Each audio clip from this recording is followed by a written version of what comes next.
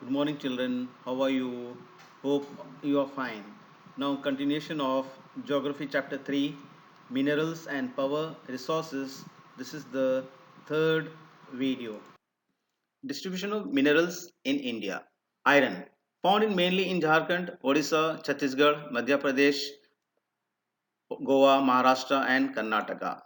Bauxite. Major producing areas are Jharkhand, Odisha, Chhattisgarh, Madhya Pradesh, Gujarat, Maharashtra, and Tamil Nadu. Mica. India is the largest producer and exporter of mica in the world, mainly found in Jharkhand, Bihar, Andhra Pradesh, and Rajasthan. Next, copper. It is mainly produced in Rajasthan, Madhya Pradesh, Jharkhand, Karnataka, and Andhra Pradesh. Manganese. India's manganese deposit lie in Maharashtra, Madhya Pradesh, Chhattisgarh, Odisha, Karnataka, and Andhra Pradesh. Limestone. Major limestone producing states are in Bihar, Jharkhand, Odisha, and Madhya Pradesh, Chhattisgarh, Rajasthan, Gujarat, and Tamil Nadu. Gold, Kolar in Karnataka has deposit of gold in India. These mines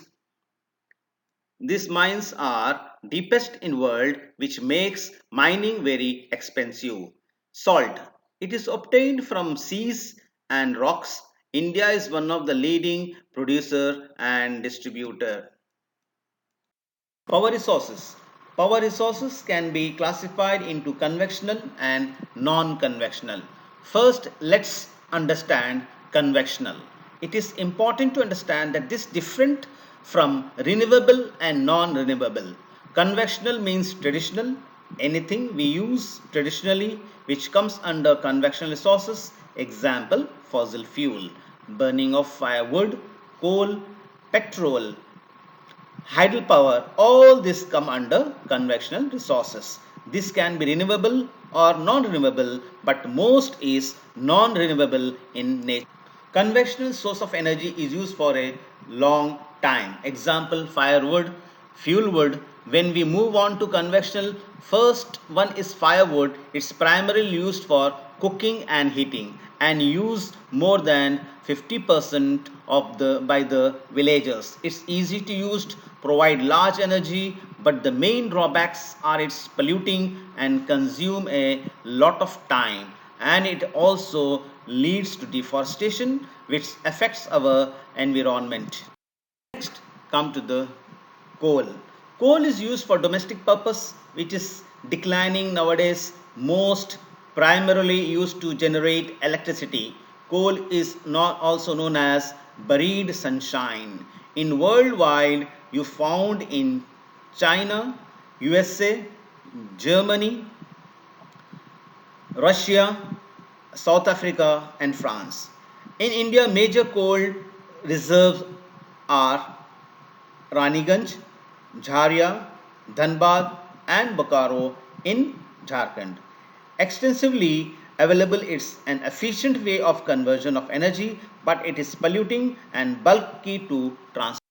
Next comes petroleum, which is derived from petra and oleum. Petra means rock, oleum means oil. That means it is a rock oil. It also known as black gold.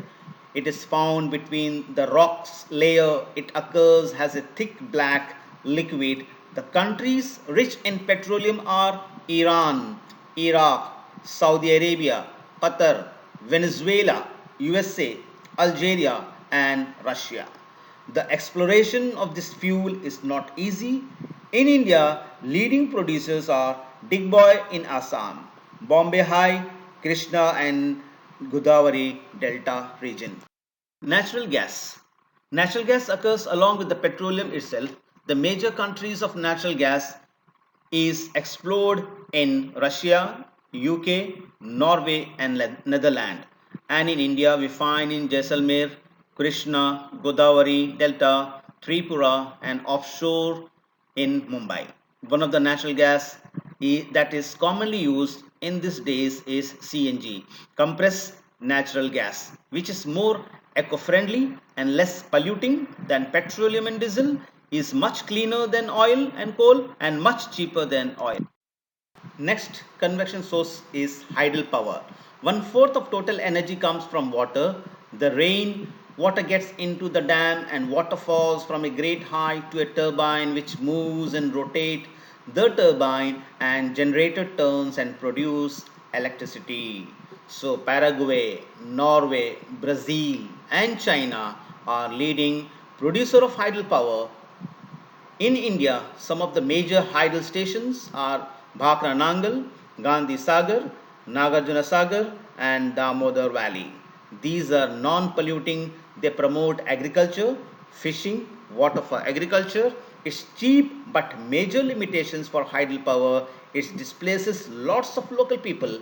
Construction of dam leads to seismic disturbance or disturbance in the earth's surface, and it's expensive to set up. Children, till here I'll conclude. Inshallah, in next video, continue with the remaining topics. Till then, goodbye and thank you.